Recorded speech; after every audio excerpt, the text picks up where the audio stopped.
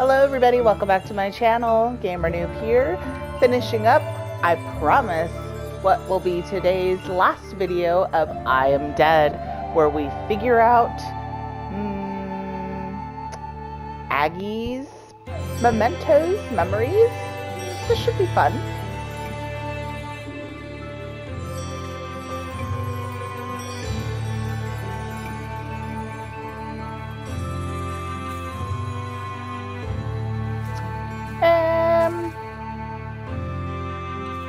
I don't see any bubbles.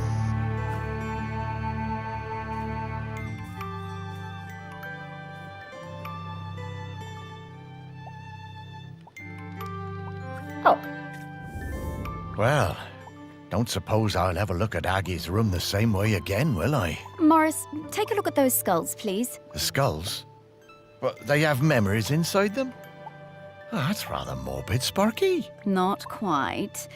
Look, I didn't explain this before because I felt things were confusing enough, but that slicing is a bit more powerful than I've led you to believe. Oh, well, what do you mean? Well, we aren't limited to memories of people who are alive. People are bounded by time, but memories aren't. Check it out.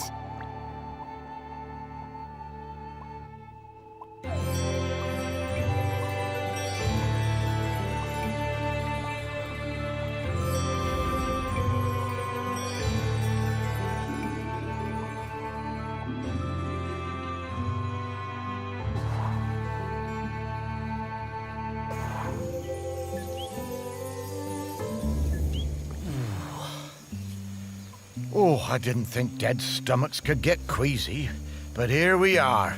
What's making you queasy? Where are we, Sparky? When are we, Morris? This is Shelmerston in Aggi's time. You should be able to find some memories of her here. You are some dog, Sparky.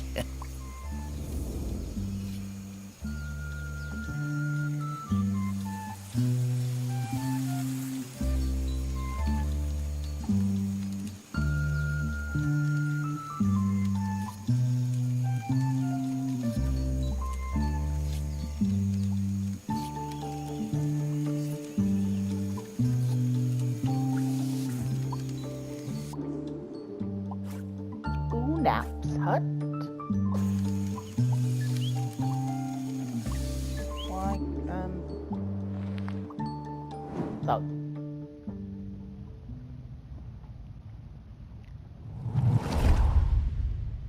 It was the worst night in the world when Aggi was born. It began in the old village, the one swept away by the rivers of fire. The ground shook and the earth split open and spat sparks. The sun hid and the huts burst into flame as we fled. I thought we would all die, everyone washed in the burning orange death, and Aggi's mother howling with the pain of the child coming. We made it as far as the cliff top by the sea. The mountain was still roaring and roaring. The rock ran in rivers toward the sea. The air smelled of death and poison. But Aggi was perfect. Small and angry, her tiny fists pummeling the air. I used my knife to cut the cord. We chose a spot for the new village, closer to the beach. The burning rivers cooled to pumice and black glass. I made sure everyone knew that a life that began in this way would be special. Not everyone believed me, but Aggi proved me right.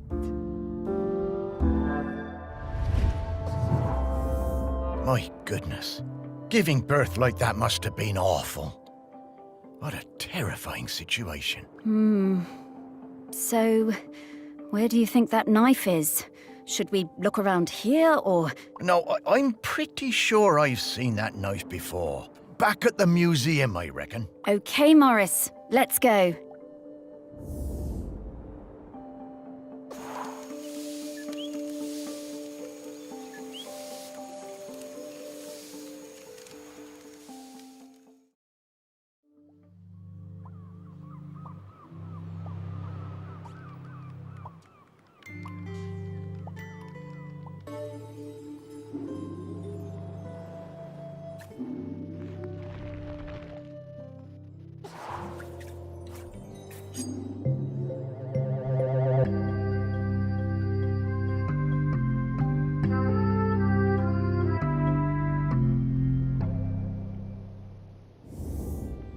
beautiful. And to think that people had not long stopped using flint tools when this was made. There is so much history in this knife. Ooh. I'd love to see what else it got up to.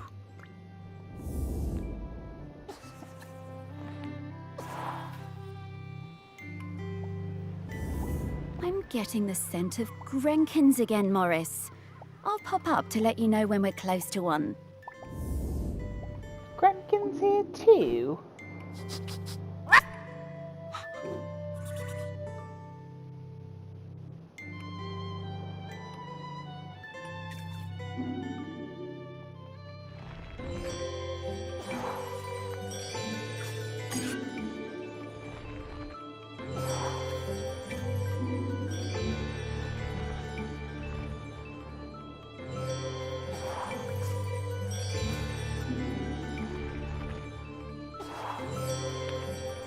How about this?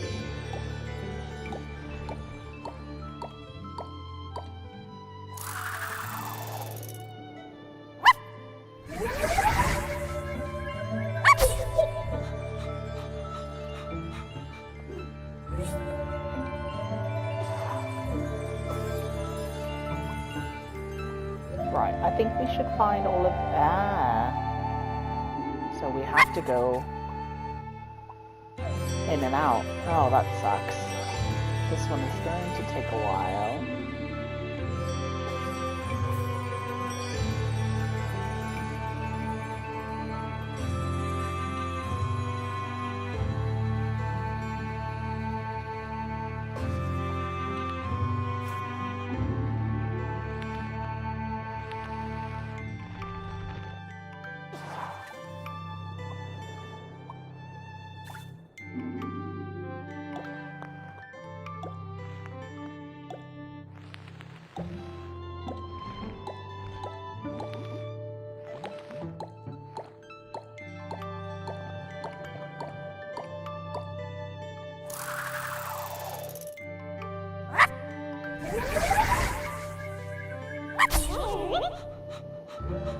A Cheeto Grenkin.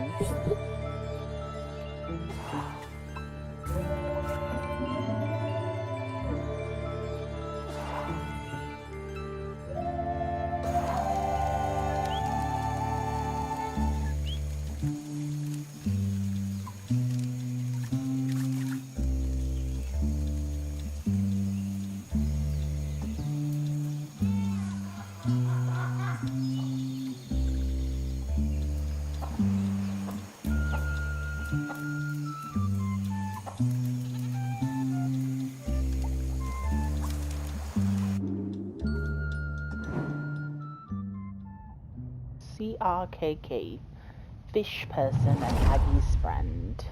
Of course we watched her. We had heard of her birth and seen her on the shore. Her feet sometimes in the seawater, her body in the sun. We did not show ourselves at first. As a test, we left the mirror on the black shore, born of the volcano on the same day as her, and waited to see what would happen. To see if it called to her. She picked it up, turned it from side to side. She took it home. The next time I saw her, I introduced myself. We sang together, and I showed her how the mirror worked. How if you emptied your mind and thought of air and light and sea, you would see things in its surface, how things would unfurl in the future. Aggi was better at mirror gazing than any of us sea folk. She saw a girl, her own daughter not yet born, as leader of the dry folk. I told Aggi to keep on gazing into that mirror, that one day the island would need something more than a leader.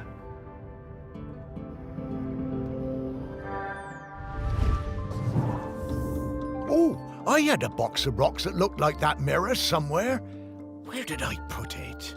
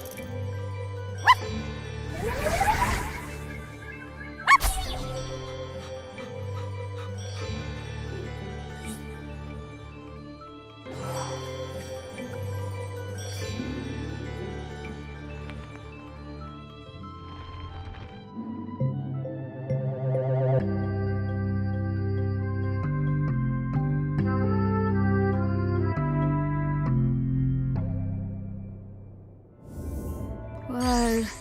This thing is really powerful, Morris. Can you feel it?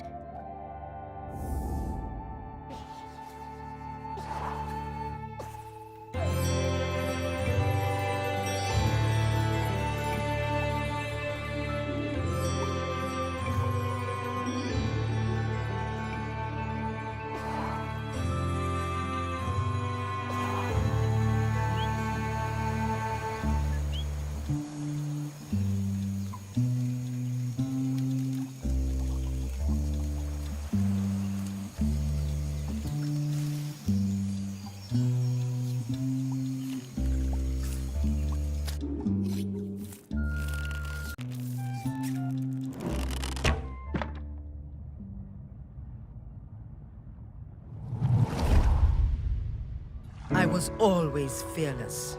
My mother Aggi told me there was nothing I couldn't do. With Otsul and without, I hunted the deer in the woods and the hares on the mountain, all before I had taken my first lover. And younger still, one time Aggi had me knock her tooth out when she was in terrible pain. I didn't mind even when the blood poured out. It was easy for me. Spears and knives were my nature. Death and courage were my meat and drink. I knew about Aggi's mirror, of course, but did not believe all of it. When Aggi warned us the mauler was sick and there would be fewer calves for the following years, none of us listened. It was to be my first cull. I wanted their blood. It was my nature. We would not take less of the mauler just because an old woman told us to. She came to the beach after the Morlo slaughter, her hair wild, eyes burning with fury, raged and shouted like a woman out of her mind. "We had killed too many," she said. Then she left the village, told us she was done with all of us, forever. As Otsul marked me with oil and blood, I did not mourn my mother leaving. I was young and foolish, and the sight of her ashamed me.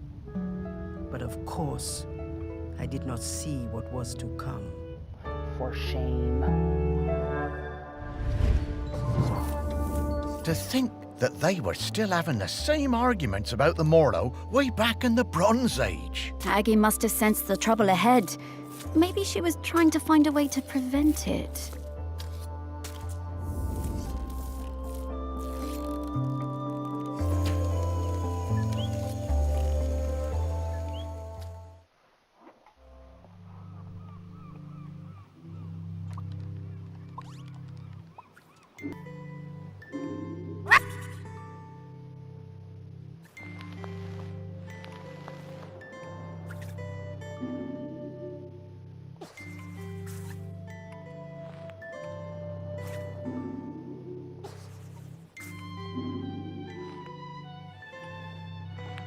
Oh, that was Mr. Gregory's picture.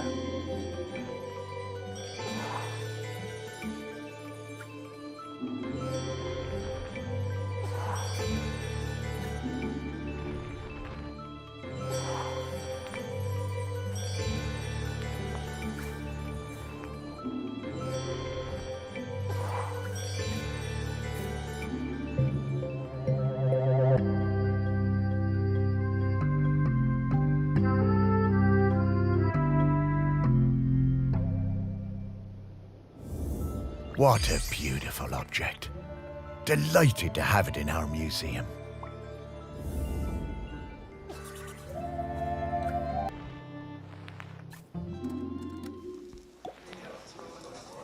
Oh, I'll sing you a song of the Queen of the Sea. Ah. Of when I first met her and when she first met me.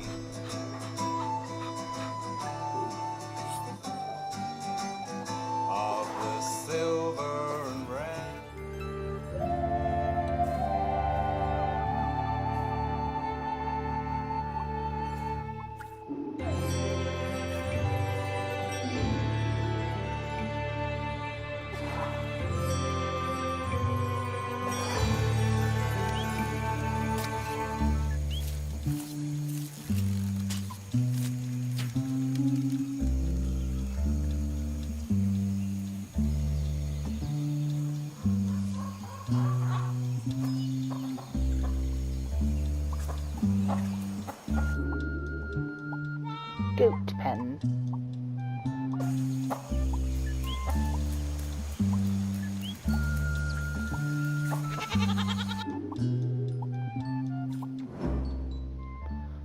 see ya, KK again.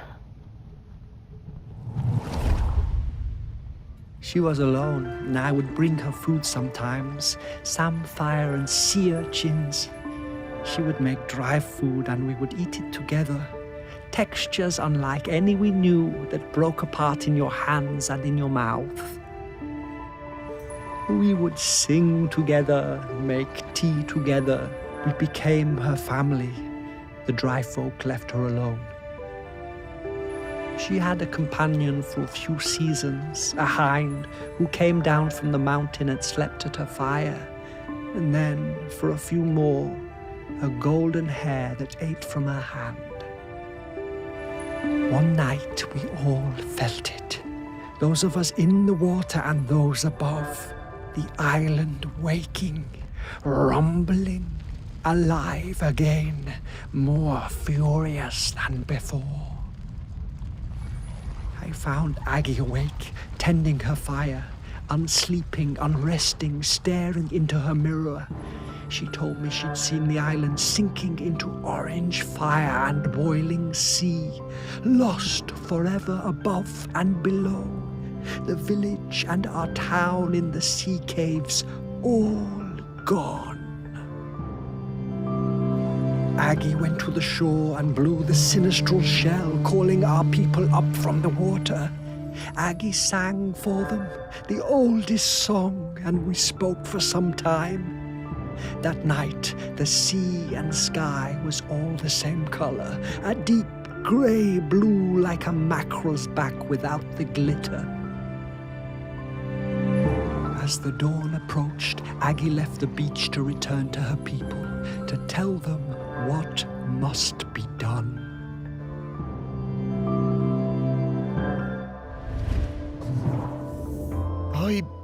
I'm not sure I want to see what happens next. We have to, Morris. It's the only way, Morris. Well, I guess I better find the rest of the Grenkins before we continue.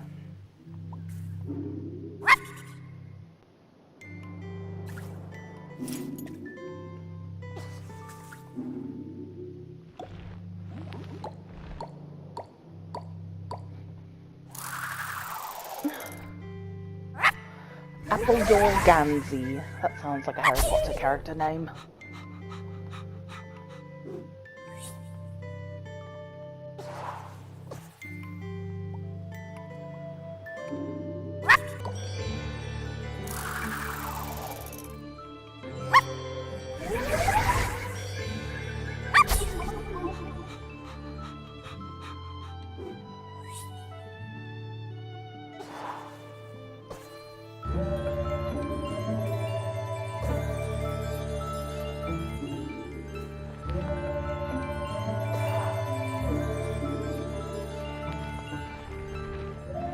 What are you doing in there, sir?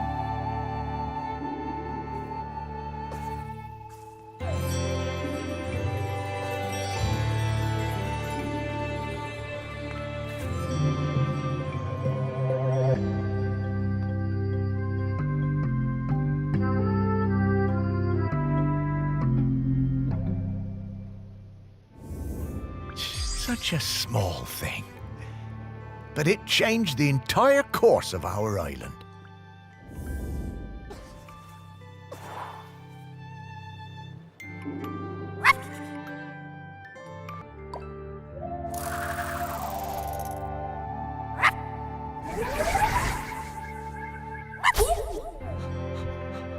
That's all the Grenkins, I believe.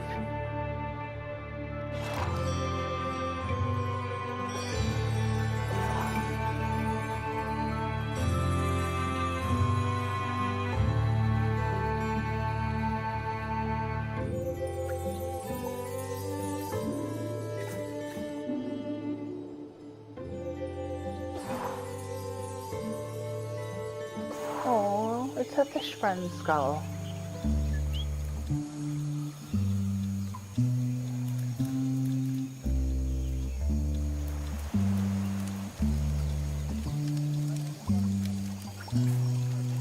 The council has spoken.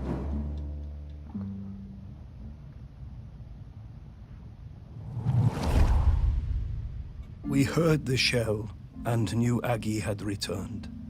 Ibni was the leader then. It had taken many seasons, more than we would have liked, but there were finally enough Morlo again and our village was growing. We were strong.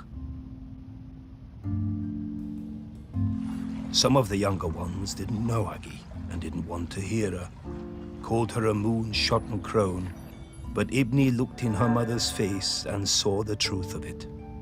The end would come. The earth was growling again. There would be hot rivers of death and clouds of poison. But Aggi brought us the answer. She would give herself to the island. Ibni's voice shook. Surely a deer or a goat would be enough. The year's finest, blackest calf. Aggi cast down her eyes and shook her head. We all knew. I offered my blade, but Aggi turned me away. She took her knife that had cut her own cord the night the volcano last erupted and wrapped Ibni's fingers tight around the bone hilt. It must be you, Ibni, she said, and it must be now before the sun comes up. This day, this morning, or we are all gone. The village, the people, the island.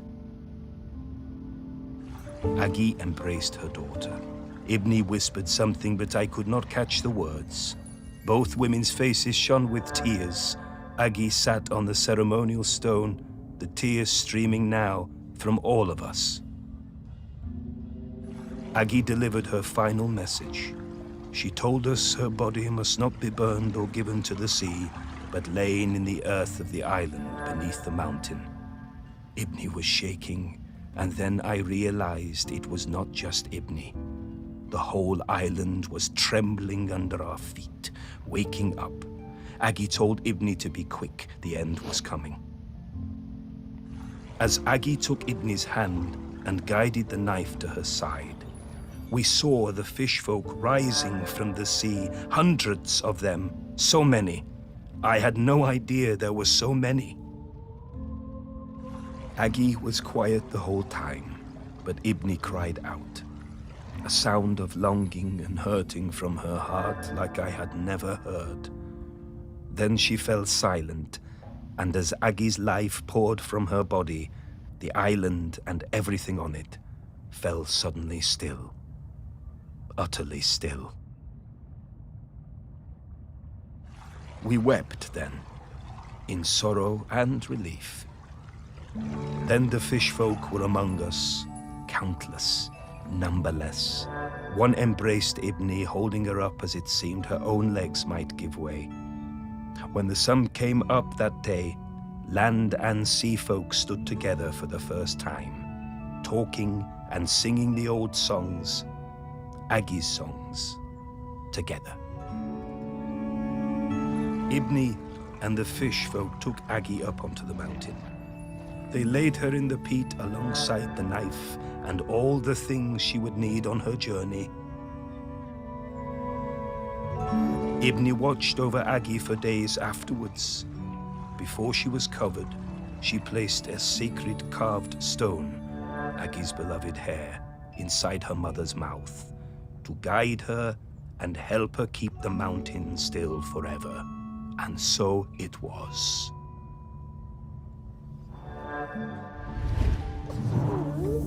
Oh, Aggi. Now that's bravery. I don't like this. What a horrible ending. It's so sad.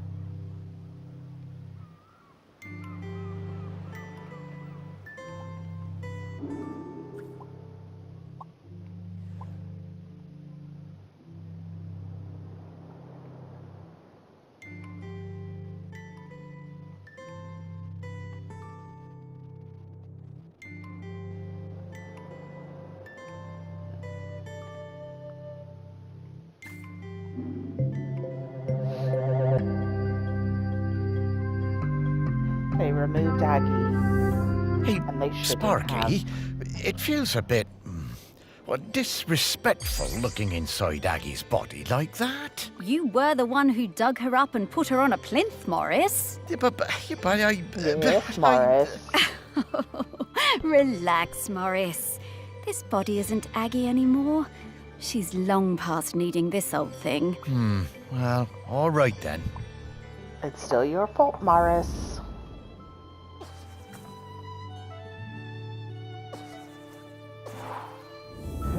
Okay, Morris. I'll level with you. We absolutely didn't need to find Aggie's mementos in order for me to sniff her out. She's here, waiting for you.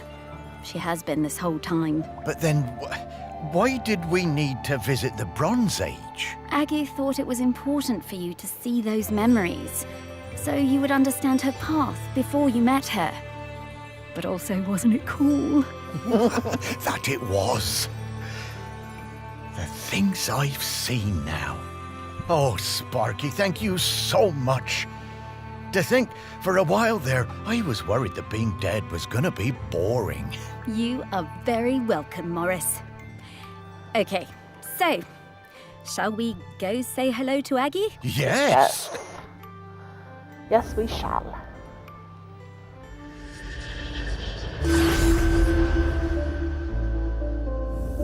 Morris, Sparky, it's so good to see you both. Hey, Aggie. Wait, you know me? Of course I do. Morris Lupton, one of the best-loved men in the history of Shelmerston, with the very finest dog. Me? Oh, I don't know. Come now, let's go out of this place, into the air.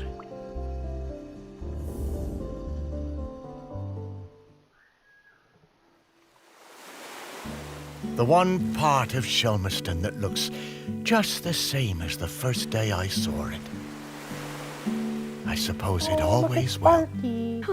I love this beach. It's always been my favorite beach. I'm gonna go run. Aggie, look at Sparky. She's shining.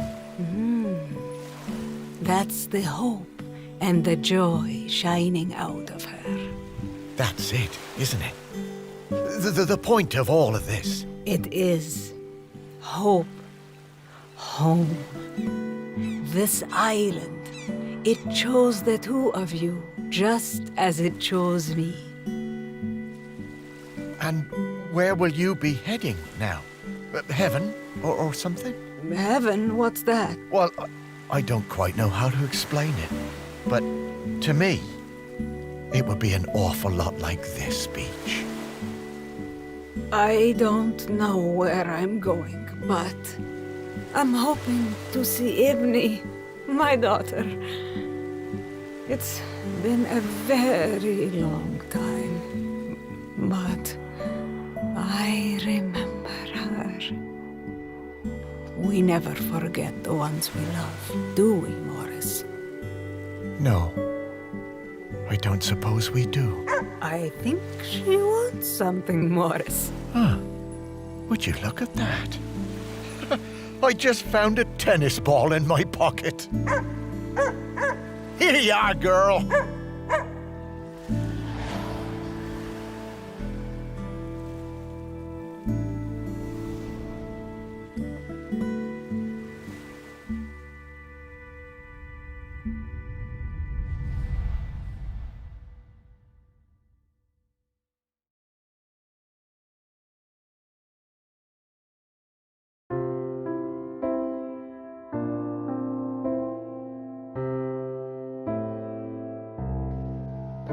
What an adorable game.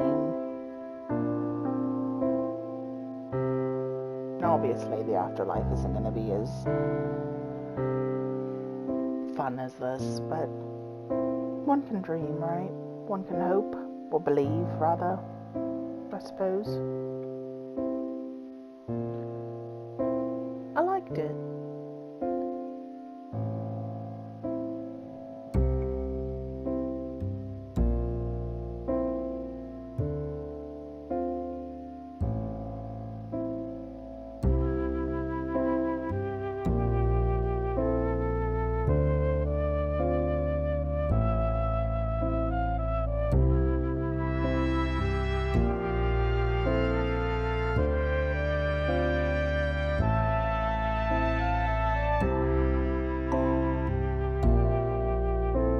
going through a phase in life right now where I feel dead inside, and I feel like my life is falling apart.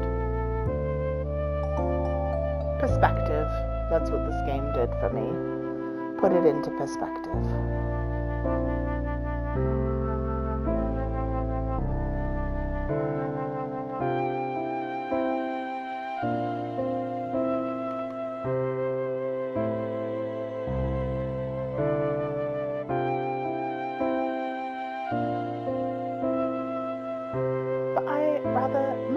Very much rather enjoyed this game, and I hope you did too.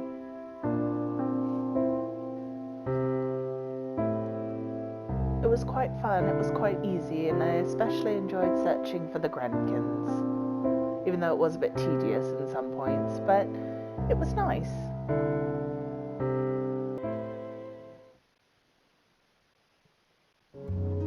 So that was I Am Dead. Thank you everybody so much for watching. I hope you enjoyed, and as always, we will see you in the next video.